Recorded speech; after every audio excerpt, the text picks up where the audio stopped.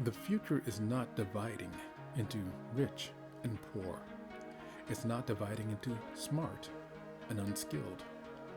It is not even dividing into successful and unsuccessful in the way people think. The real split is quieter than that. It is builders and drifters, nothing in between. And the uncomfortable part is this: most drifters do not realize they're drifting, because drifting does not feel like collapse in the beginning. It feels normal. It feels like staying busy, staying connected, staying responsive. It feels like movement. That is why it's dangerous. Because if failure felt like failure immediately, people would correct it early. But drifting disguises itself as activity. You wake up, move through your day, respond to things, touch multiple tasks, switch between responsibilities, and by the end of it, you feel exhausted. Exhausted enough to believe that something meaningful must have happened. But exhaustion and progress are not the same thing. And deep down, most people already know that. They feel it late at night when everything finally becomes quiet. They feel it when unfinished things begin stacking up in the back of their mind. They feel it when another week passes and nothing truly moved forward. That feeling is not laziness, it's fragmentation. And fragmentation is what separates drifters from builders long before visible outcomes appear. So, what does drifting actually feel like? Well, you sit down to work believing that you're finally going to focus. The task is open, and for a few minutes, things even feel clear. You begin moving through it, and there is a small sense of relief because starting always feels hopeful. Starting creates the illusion that progress has already begun. Then something interrupts you. Usually it's something small. A notification, a message, a thought about something else that you forgot to handle earlier. Something that would only take just a second. And that is the moment most people misunderstand. Because drifting rarely begins with something dramatic. It begins with permission, a tiny negotiation inside your own mind. It's that I'll come right back to this moment. But once attention leaves the original task, something changes psychologically. The work now feels heavier than it did 10 minutes earlier. The continuity is broken. Re-entering requires effort again. Builders understand this instinctively, even if they cannot explain it. That is why they protect continuity aggressively. Drifters do not. Drifters assume that they can always restart later. So the switching begins. Now there are two things open. Then another thing appears, another obligation, another direction. You move toward that one too because it feels lighter than returning to the unfinished task waiting in the background. And slowly, without fully noticing it, your day turns into fragments. You touch many things, but nothing reaches depth. And because movement continues, your brain keeps rewarding you as if progress is still happening. And that's the trap. So what is the difference between builders and drifters? Builders are not people who never feel distracted. They are people who understand what distraction costs. That's the difference. A drifter experiences resistance and moves away from it. A builder experiences resistance and recognizes that the resistance itself is usually the doorway into meaningful progress. That is why builders often appear calm externally. Their life is not built around constant reaction. It is built around protected attention. And protected attention feels unnatural in the modern world because everything around you is designed to interrupt your continuity. Everything competes for fragments of your awareness, which means builders often look strange at first.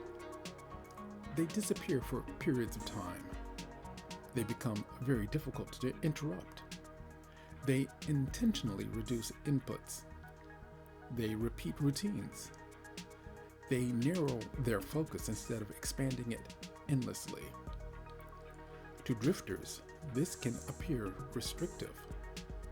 But builders understand something that drifters do not. Freedom without direction eventually becomes paralysis. Because when every option remains open, commitment weakens. And once commitment weakens, depth disappears. Drifters often confuse openness with freedom. Builders understand that structure creates freedom by protecting progress from constant interruption. So now the question becomes uncomfortable. Not which group sounds better, but which group are you already behaving like?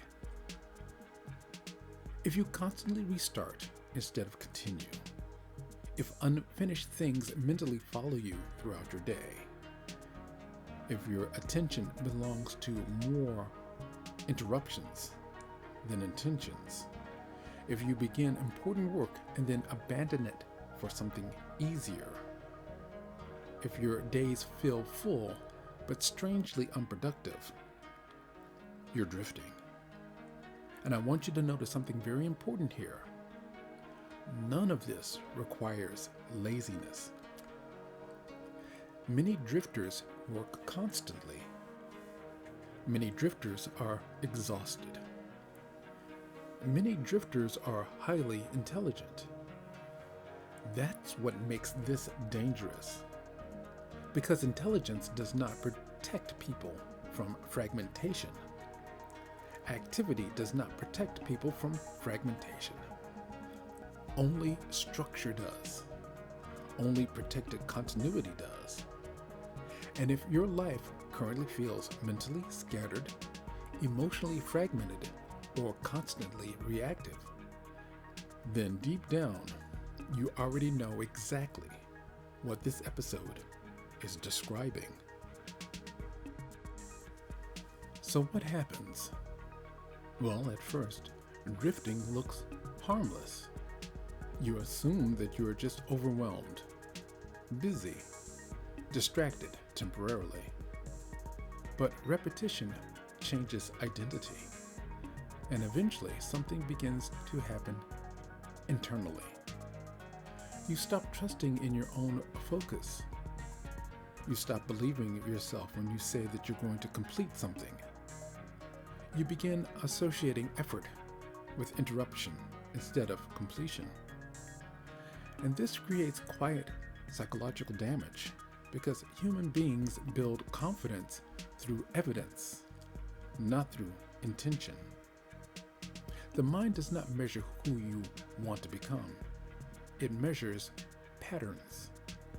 So if your pattern becomes start, switch, restart, abandon, repeat, eventually your identity adapts to that cycle.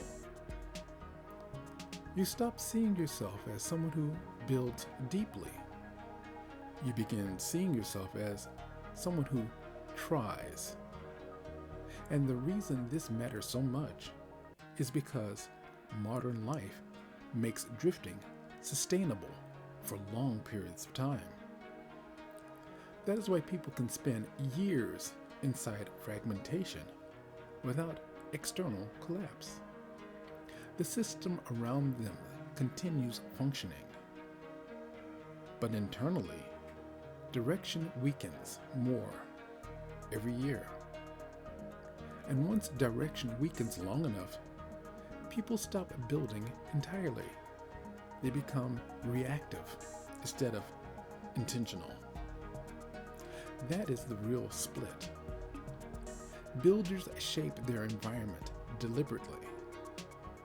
Drifters often are shaped by whatever captures their attention next. So what does the cost look like? Well, most people think that drifting only costs productivity. It costs much more than that. It costs depth. It costs identity. It costs the ability to experience meaningful progress over long periods of time. Because meaningful things requires continuity. Relationships require continuity. Mastery requires continuity. Physical transformation requires continuity. Business growth requires continuity. Psychological stability requires continuity. And continuity is exactly what drifting destroys. Which means that drifters often live inside constant emotional reset. Every week feels disconnected from the previous one. Every new attempt feels separate from the last. Nothing compounds because nothing stays uninterrupted long enough to compound. That creates a strange emotional exhaustion. Not because too much is happening, but because too little is truly being built. And people often misdiagnose this feeling completely. They think that they need more stimulation, more motivation, more information, more inspiration. Usually, they need fewer interruptions. So this is where the split stops being theoretical. This is where behavior changes. For tomorrow, choose one thing. 1. Not 5 priorities, not an entire life reset. One clearly defined outcome that can actually be completed. Then create a protected window around it. Not a hopeful one, a protected one. No second screens. No unnecessary tabs. No optional switching. No fragmented attention. And when the discomfort appears, because it will, stay. That moment matters more than any motivation ever will. Because builders are not people who never feel the urge to escape. They are people who stop obeying the urge automatically. That's the difference. Drifters follow attention. Builders direct it. And whichever pattern you repeat consistently becomes your future. The future is not only separating people economically, it is separating them psychologically. One group is becoming increasingly fragmented, reactive, distracted, and emotionally scattered. The other is becoming increasingly deliberate, focused, stable, and difficult to interrupt. And the gap between those groups will continue widening, not because one group has more talent, because one group protects continuity while the other continuously breaks it. This channel exists for one reason: to help you stay valuable in a world that no longer forces you to be. Because the future will not reward people who touch everything. It will reward people who build something deeply enough that compounds over time. If that's the direction you're choosing, subscribe. This is D.B. Lewis, and I will see you in the next one.